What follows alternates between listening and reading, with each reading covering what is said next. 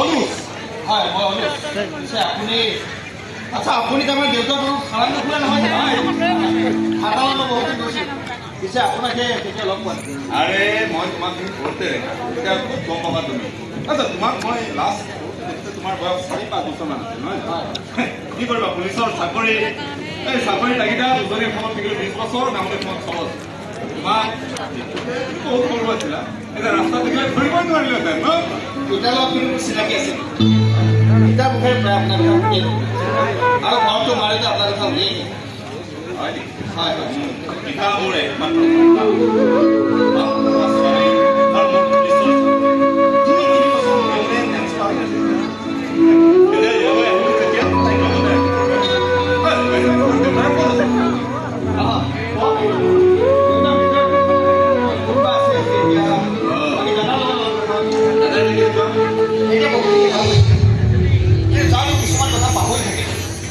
আচ্ছা memory loss ঠিক আছে ট্ৰিটমেণ্ট চলি আছে ভাল হৈ যাব তাকেই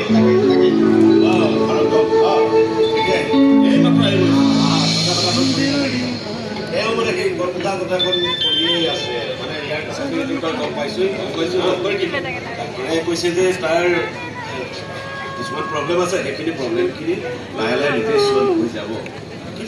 ভগৱানে এইবোৰ কি ৰং চাইছে নাজানো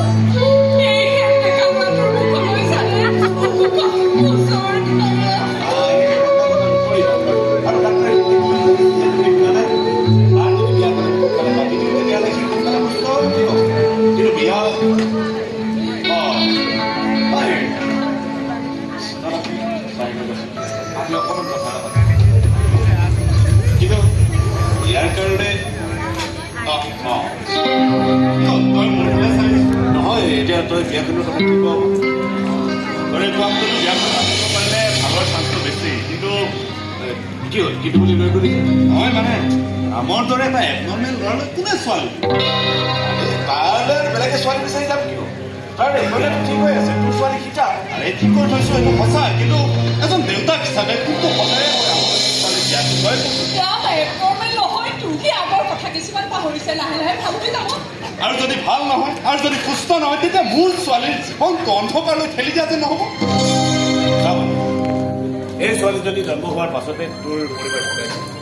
তেতিয়া কিন্তু তোৰ কাষত আমাৰ দুজনৰ বাহিৰে আমি কোনো থিয় হোৱা নাছিল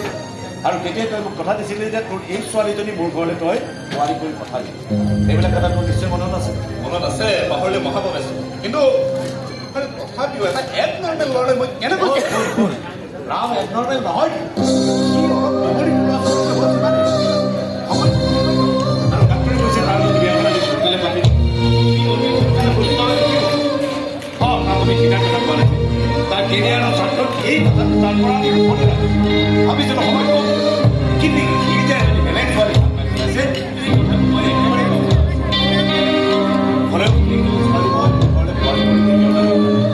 কথা দিছোঁ যাক আমি নিজৰ ছোৱালীৰ দৰে মনত কৰে তাই অকল কষ্ট পাবলৈ দিব তই চিন্তা কিয় তই কি ভাবি জন্মৰ পিছতে প্ৰায় 3 মাহ পিতা আৰু কিছুদিন ৰখাৰ কথা মই আপোনাক কৈছিলোঁ কিন্তু আপুনি বিশ্বাসী আয়া এজনী পোৱাৰ কাৰণে তাইক লগত লৈ গৈছিল মোৰ হাতত খং কৰি উঠা ছোৱালীজনীক মই নিজৰ সন্তানৰ দৰে ৰাখিম এইখিনি বিশ্বাস কথা আপুনি মোক কৰিব পাৰে তোৰ মনত লৈ কি বুলি ভাবি কোনটো ঠিক আছে দে ছোৱালীজনী বিয়া দিবলৈ যিমানখিনি চেষ্টা কৰিব লাগে মই কৰিম আৰু তহঁতৰ এই ঋণ পৰিশোধ কৰিবলৈ মই শেষ বিন্দুলৈকে চেষ্টা কৰিম তোক মই কথা দিম বন্ধু এতিয়া মই আহোঁ বন্ধু